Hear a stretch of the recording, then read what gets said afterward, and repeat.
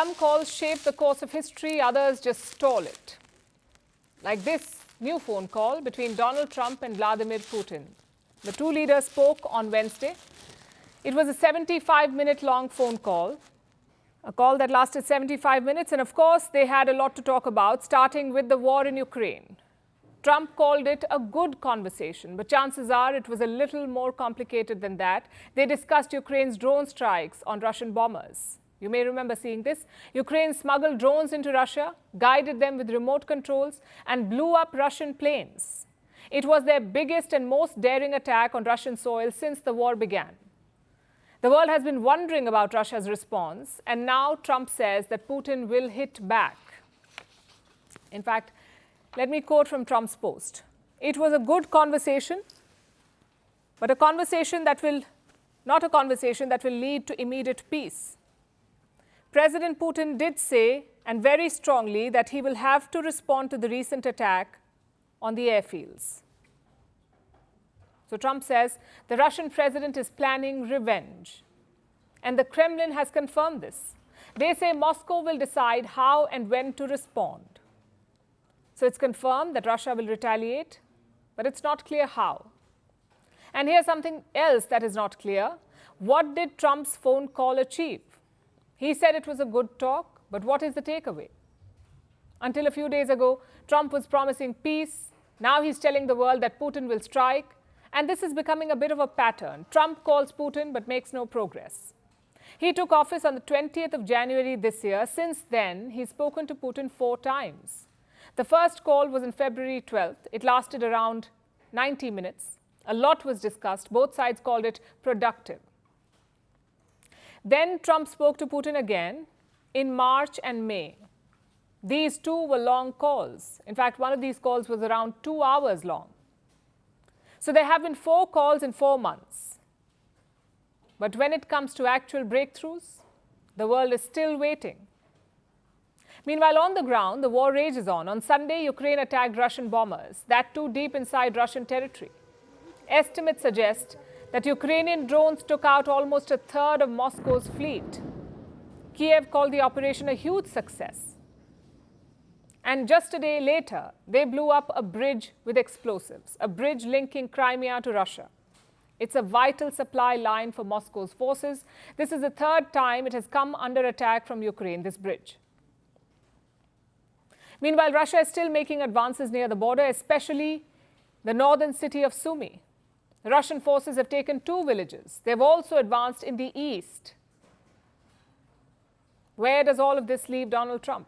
Is he still trying to end the war, or is Putin just playing him like a fiddle? When Trump took office, he promised peace on day 1. It's been 4 months since. And in this time, Trump keeps making tall claims and then losing his cool. First, he lashed out at Ukraine. He berated President Volodymyr Zelensky in the Oval Office. You got to be more thankful, because let me tell you, you don't have the cards. With us, you have the cards. But without us, you don't have any cards. One more question to the Vice President. I'm sorry. It's going to be a tough deal to make, because the attitudes have to change. Well, Trump wasn't so harsh with Putin, but apparently he's disappointed with Russia. He called Putin crazy after Russian attacks last month. I can say this, that I'm very disappointed at what happened a couple of nights now, where people were killed in the middle of what you would call a negotiation. I'm very disappointed by that. Very, very disappointed. Trump is worried about the latest attacks. They're a setback to his ceasefire mission. So he spoke to Putin again for 75 minutes, but couldn't push the needle. Basically, Moscow and Washington are talking more than ever, but the war is nowhere close to an end. And where does it go from here? Russian drone strikes are already hitting Ukrainian cities like Kharkiv.